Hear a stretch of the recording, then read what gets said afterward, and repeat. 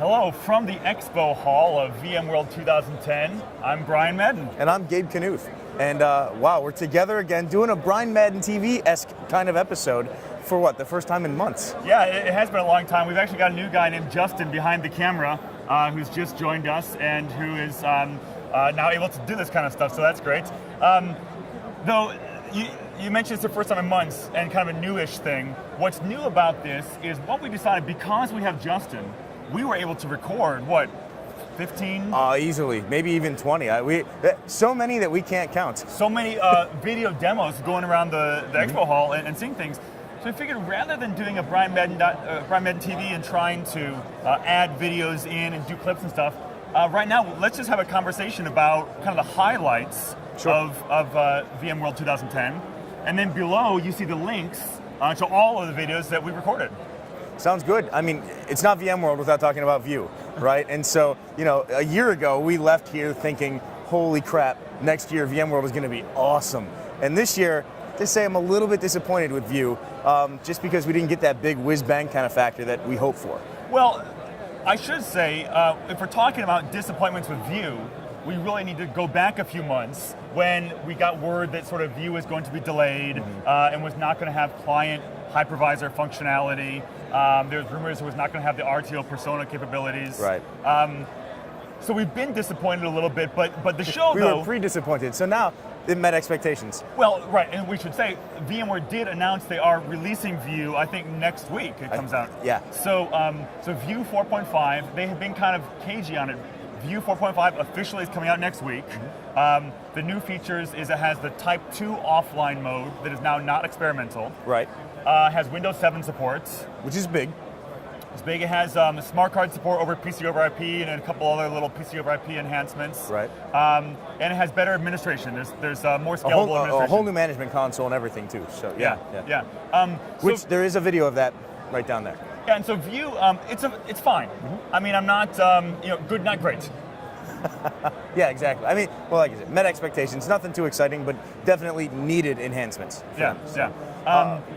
Well, go ahead. Project Horizon. You're the one that did the interview with Noah. With Noah, right? Yeah. So this is something. So if someone asks me about how was the show, what do you like, what are you excited about, from VMware standpoint, Project Horizon is absolutely what I'm most excited about. And that's the buzz on the floor too. Most people are talking about Horizon.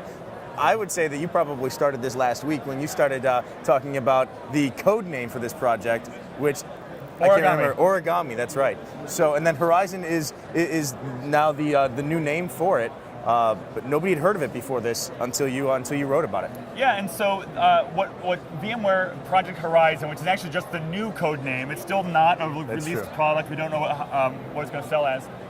It's essentially a SaaS web portal that aggregates your Windows applications via VMware View desktops, XenApps, as well as terminal server desktops, XenApp. XenApp, yeah. So it takes all these different Windows apps, AmpV, Remote Amp, and integrates them with SaaS apps. So it looks kind of like a web interface. And for those of you who have seen web interface, the idea is the administrator it hooks into your Active Directory using ADFS or a different kind of authentication that they have. And the administrator goes in and says, okay, sets up the user account, says, you can deploy SaaS apps as easily as you can deploy Windows apps. From an end user standpoint, it's just a web interface that they go to and look at. Yeah. I mean, so all of their apps are there regardless of what they are. This isn't, from my opinion of this is that, at least from the end user standpoint, it's not whiz-bang revolutionary, because this is the kind of thing that people have had for years when it comes, with Citrix and such. But the back end, that's the stuff that I think is going to make this really, really great. Yeah, because VMware announced also the show that they bought a company called TriCipher. TriCipher is a single sign-on company. It's built into this Horizon project for doing single sign-on. Because what's interesting, Citrix Web Interface has been able to publish URLs for years. But really, in the grand scheme of things, if I'm publishing my applications on Citrix, and I just check a box and say, give you access to Salesforce, and that only makes a Salesforce icon show up on your web page, I mean, big deal. Yeah. What do you get with that? Right. So yeah, I mean, having this password management, not password management really, single sign-on, that's a big deal too. With all these different, I mean, think of that, list that again, XenApp, AppV, XenApp, terminal server, SaaS, all those different places. I mean, that'd be a nightmare without that product. And what they want to do is, so it's all about the integration. So it's not something you're adding on after the fact. It's built into the product. They also want to get into provisioning. So the idea is that if a user needs access to Google Apps as part of their work, when the administrator is using this Horizon interface and sets up their account and sets up their email, they check that box for Google Apps, right, and it goes out to Google system and provisions the user account.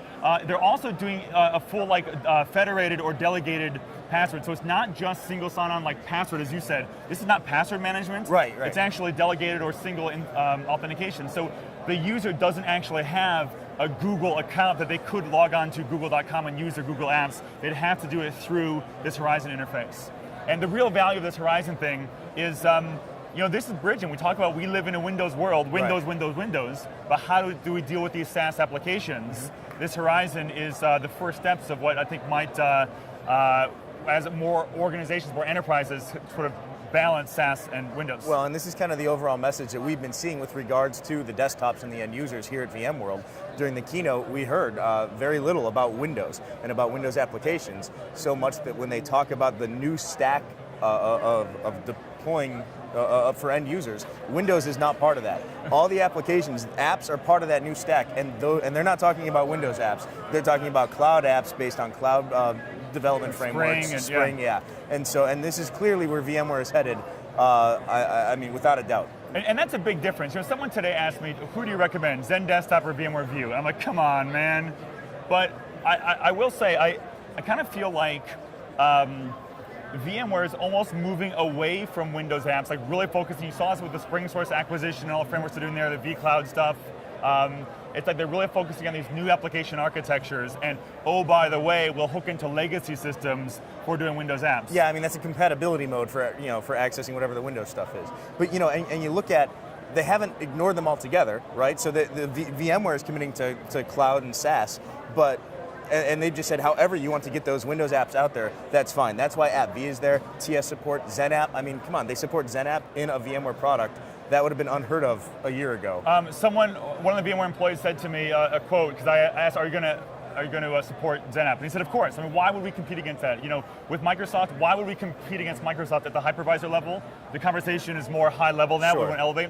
Same thing with XenApp. They know probably every company in the world except for VMware themselves, I'm sure, uses XenApp publish apps. Right.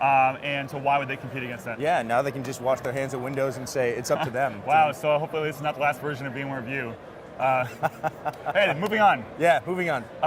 The other big thing that I loved was actually Teradici. So Teradici, PC over IP, probably most of us are familiar with that. Sure. They had some little things, they showed some gateway proxying and stuff like that they could do.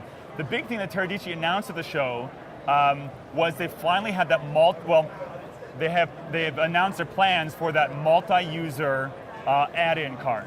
So this is something, remember the old days of Teradici was plug-in card on the host and thin client with the chip as a client. Right. But that plug-in card was one-to-one. Mm-hmm. What Teradici announced is they will release at some point, they have not talked timeframes, a card that has the processing capability in it. But what's great is that's built into the pipeline on your host. So your typical VMware View environment with PC over IP, if you're using a lot of business applications, right, it's probably fine. When you start doing a lot of multimedia, you either are impacted by user scalability or your CPU spiking and everything. Yeah, because it's all software implementation on that side, taking up all sorts of valuable resources that now you can offload. And what's awesome with these offload cards is they're totally 100% transparent to users, transparent to administrators. So you plug in the card, and if the pixel pipeline rendering is getting behind, it'll just kind of like tap out and let the card sort of help out. But that's dynamic. It can flip back and forth multiple times, multiple sessions. It's the whole software rendering engine can now go route through that hardware card, which can do it at 10x the speed as the software can. So I'd imagine you can put as many of those cards into a system as you need. Yes, based on the number of slots you have, and it's all completely transparent. Is there a price on those yet? No price, no availability. We don't even know yet if Teradici will release this card on their own, or if it's going to be something that OEMs like built do into UCS or something like that. Yeah. But here's what's awesome about this, though.